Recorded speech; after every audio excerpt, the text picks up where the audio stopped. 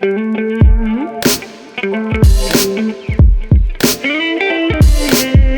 just saying, if I look really greasy in this video, it's because I have two bright bulbs shining on me. It's 100 degrees in my room and like 200 degrees outside. But you know what's hot and not on fire? The Galaxy Note 8. So I've been using the Galaxy Note 8 for about a week now, and this device is awesome.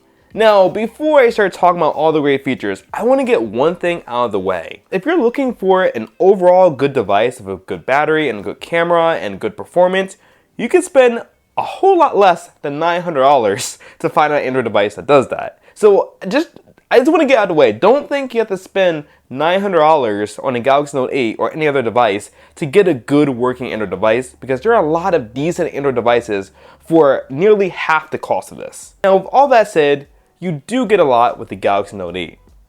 So let's first talk about that big, beautiful screen. So the Galaxy Note 8 is rocking a 2960 by 1440p display. Now by default, Samsung does turn down the resolution to help you save battery life. In all honesty, turning down the resolution on your device does not make that much of a difference in battery, maybe 1 or 2%. But you know, if I'm paying $900 freaking, I want the resolution all the way up without nothing. So definitely turn that resolution all the way up to get your money's worth. But the display on there is gorgeous. You know, it's an AMOLED display, so the colors pop, the blacks are truly black. And according to, I think it's by the latest poll of DisplayMate, they ranked this display even better than the Galaxy S8. And the Galaxy S8 already had an A+ grade for display. So, you know, I hope you get the point that the Note 8 has a beautiful display and a really bright display. In full brightness, the Note 8 gets up to 1200 nits. Now, think about this for a second. The Galaxy S8 in full brightness gets around maybe 1000 nits, and the iPhone 7 gets around 700 nits. So 1200 nits, this thing can light up a city. So what this means is that when you're outdoors, you're not going to have any trouble seeing the display, seeing what's on display. You don't have to do that little weird hand thing to see it. You'll be able to see your display perfectly outside. So besides the display, let's talk about that camera.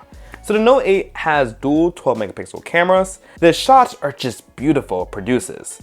However, there is one thing I do want to say. Do not buy this phone for the dual camera functionality.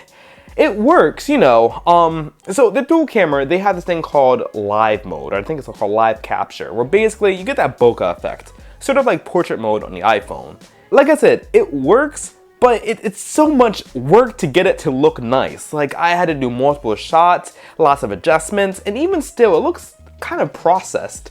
So it's not the best thing about it. Personally, it's not something I would use often, but just know it's there. It's a cool feature to play around with. Now, some other things to talk about the Note 8, it does have a headphone jack, it is IP68 dust and water resistant, it does have wireless charging, and it does have Bluetooth 5.0, and it does have the capability to stream to 2 devices over Bluetooth, which is really awesome. And it does have that crappy bottom firing speaker on the device, which can easily cover with one finger.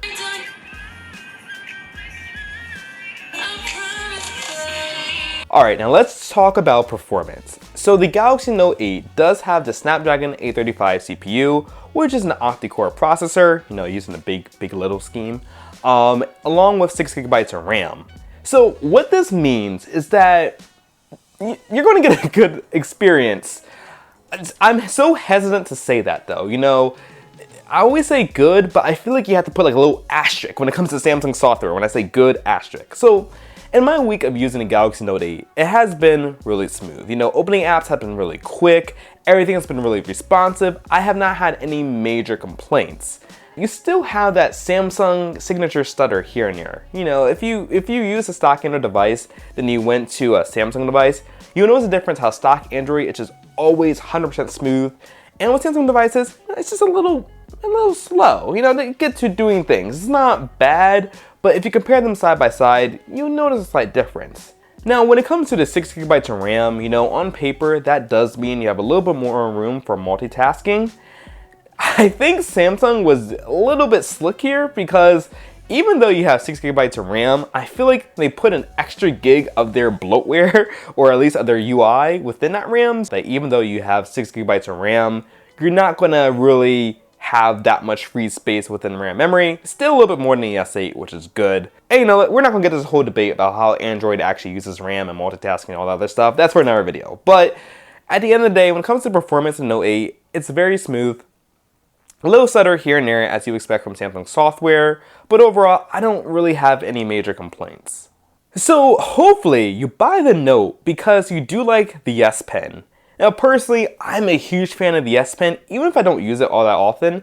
When it's there, I need it and it's great. The S Pen has a lot of cool features I want to cover in another video, but you know, everything you would expect from the cropping to this new live message things there, even using the S Pen as a simple pointer, it's there, it's great to use. Again, this is a very niche category when it comes to the S Pen, but if you are a fan of the S Pen and you do have use cases for it, it's awesome. But overall, it's a stylus at the end of the day, and it does what you expect a stylus to do with some features, and just things to help you be more productive on your device. So now we come to the part where I'm critical of Samsung, and one area where I'm really disappointed at the Note 8 and Samsung, and that is the battery life. So the Note 8 has a 3,300 mAh battery.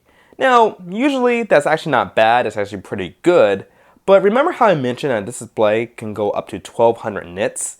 Well, because of that, you can imagine this thing eats through battery. Now, standby time on this device is really good. I have left my device overnight. I in fact leave it overnight most nights, and it doesn't drain that much battery, maybe a couple percentage. But using the device, it just drains a little bit quicker than I would like. It's not too bad, but I'm coming from an S8, and I felt like the S8 drained slower than the Note 8. And the S8 had a smaller 3,000 mAh battery.